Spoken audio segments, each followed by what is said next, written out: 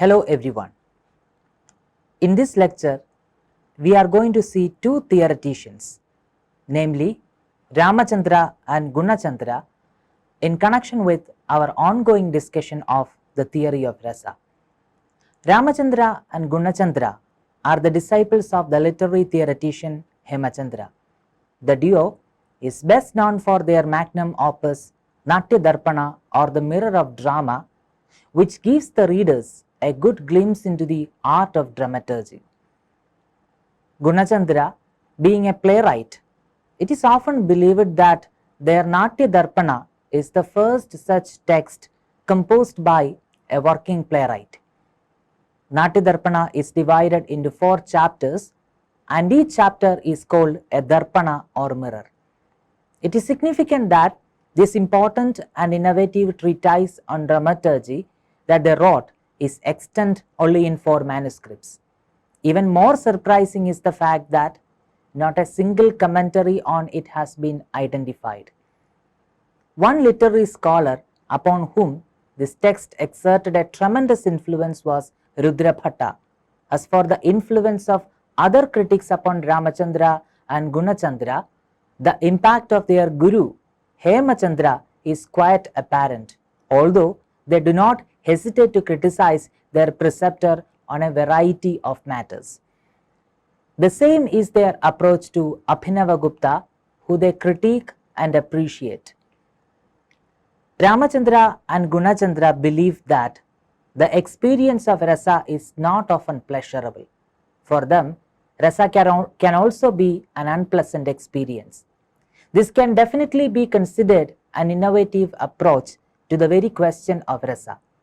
Rāmacandra and Guṇacandra emphatically say that it is wrong to say that sensitive viewers take only pleasure in such unpleasant depictions as Sita being abducted by Ravana, Draupadi being dragged and disrobed in the royal court, Raja Harishchandra being relegated to the position of an untouchable, and his son Rohitashva dying, Lakshmana being wounded by lance, or Malati being prepared for slaughter, and so on. Since all these events involve tragedy or unpleasant human experience, it is wrong to argue that a Sahridaya takes pleasure in the depiction of tragic events. The authors say that only those people who take pleasure in self-torture and who are distressed by the joy of others can enjoy tragic events. So, they are of the view that rasas produce both pain and pleasure. Thus, they divide all the 9 rasas into 2 broad categories based on the question whether it gives pleasure or not. According to them, Sringara, Hasya, Veera, Adbhuta and Shanta are the rasas that provide the spectators with pleasure, while Karuna, Raudra, Bibhatsa and Bhayanaka produce pleasure in us. But Rāmacandra and Guṇacandra particularly point out that although the 4 rasas, namely Karuna, Raudra, Bibhatsa and Bhayanaka, distress us at the time of our experience of them, we get pleasure after the completion of our savoring of these emotions. According to them, the pleasure comes not out of our experience of these rasas, but out of our acknowledgement of the genius of the poet or the skill of the great actors in emulating these rasas in a believable manner.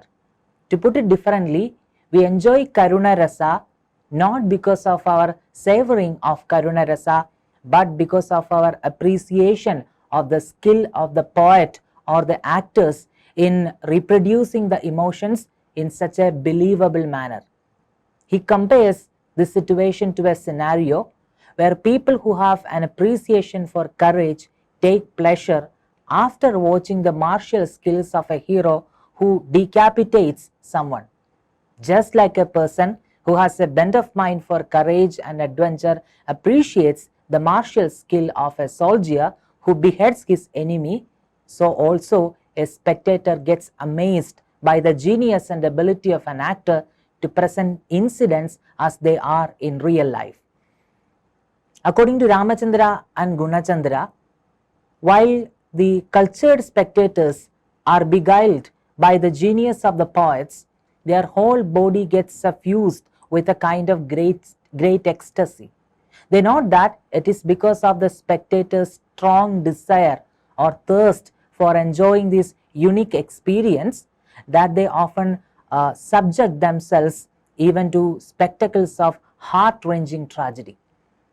Both Rāmacandra and Guṇacandra also emphasize the point that the poets are also well aware of the fact that a painful experience can make a following pleasurable experience all the more pleasurable, just as the sweetness of a drink is enhanced by a touch of bitterness.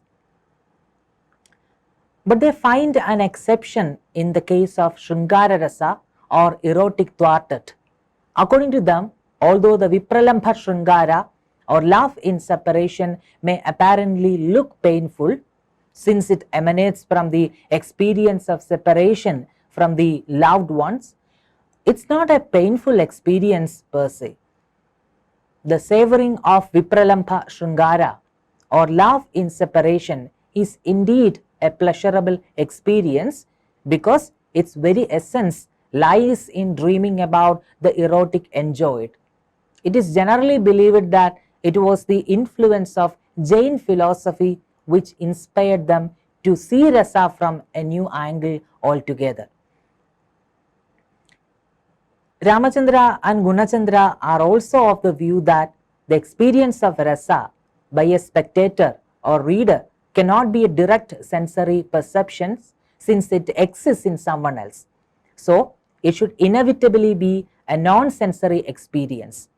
According to them, what makes the presence of a particular Rasa known to the spectators is the reactions of the actors to a particular experience, such as perspiration, horripilation, weeping, the play of eyebrows, etc. of the characters. With the help of these, Rasa is determined to be present by the spectator. Rāmacandra and Guṇacandra also remind us that the actors simply imitate the vibhavas, anubhavas and vyabhichari bhavas that pertain to the characters so as to entertain the spectators. So, the actors' reactions on the stage are not the result of experiencing a particular rasa. They are simply imitating these reactions to please the audience. The actors' imitation of the rasa of the characters turn out to be the cause of rasa for the viewers also. The reactions of the viewers, such as perspiration, horripilation, weeping, etc., are the result of the effects of their rasa that they experience after watching the reactions imitated by the actors on the stage. Rāmacandra and Guṇacandra also opine that it is possible for the actors also to experience rasas as they enact them in the play. They observe, singers too are sometimes themselves delighted while they are seeking to delight someone else. In the same way, an actor imitating the rasa of the erotic quartet in drama, for example, may well on occasion come to identify with him completely. The horripilation and so on in the actor, therefore, can indeed make known a rasa in himself. So, the bottom line of the observation of Rāmacandra and Guṇacandra is that rasa exists in the principal character, the actor and the spectator. Pollock succinctly summarizes the theory of Rāmacandra and Guṇacandra in the following words. According to him, thus, in the case of a character, a reaction functions as a consequence of rasa.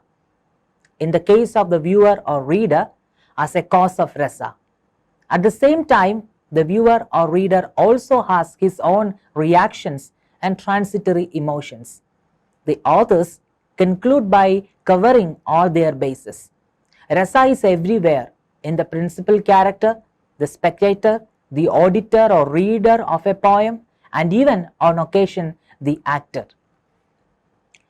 The authors are of the view that a rasa has a clear and distinct form only in the principal male and female characters, precisely because of the fact that they are the original causes of rasa and their anubhavas and vyabhichari bhavas are clearly imitated by the actors playing the role of these characters.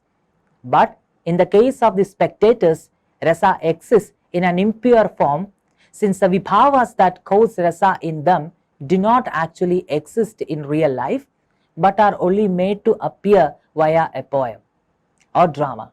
I will explain the point of Rāmacandra and Guṇacandra with the help of the example of Sringara Rasa in Rama and Sita.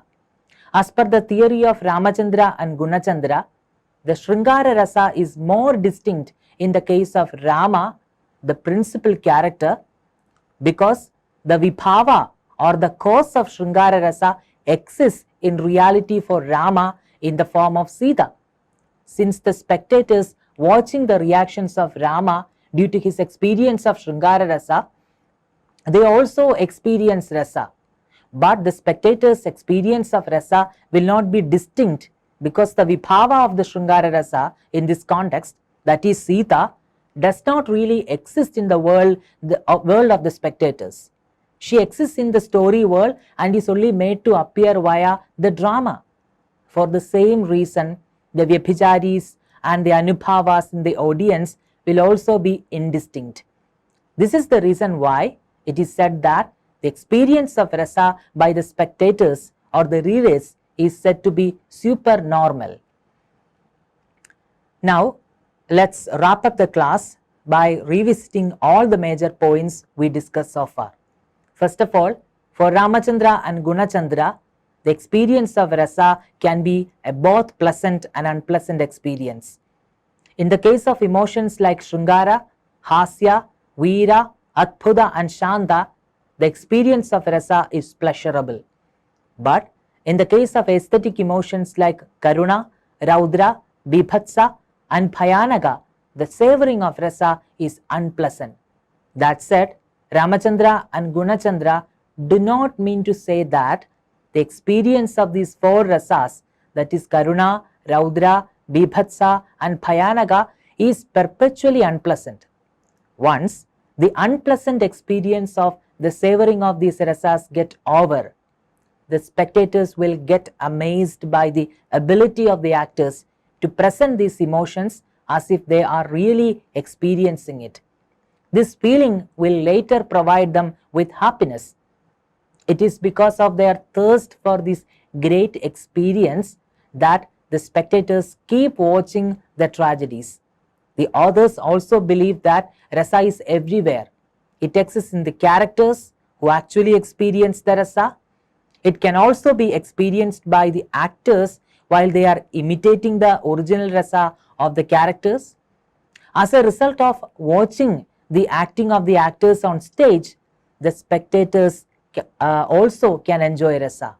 I hope you have understood all the major points we discussed in today's class. Thank you.